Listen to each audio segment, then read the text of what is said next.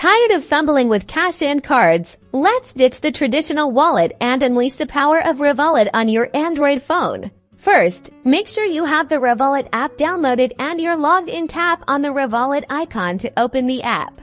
Once you're in, you should see your account balance. Look towards the bottom for the card icon. Tap on it. This is where your virtual and physical cards live. For contactless payments, ensure you've added a card to Google Pay now.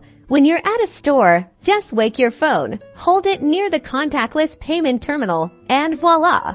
Your Revolut card is charged. Sending money to friends is even easier. Tap on Transfer, then find the person that you'd like to send money to from your contacts. You need to be sure they are on Revolut as well. Type in the amount and confirm. It's instant. You'll get a confirmation message instantly. Now your friend can get themselves a small treat.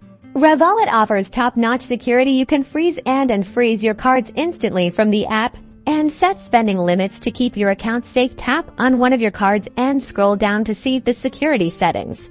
And that's it. Making payments with Revolut on your Android is quick, convenient, and secure. Embrace the future of finance and simplify your life today.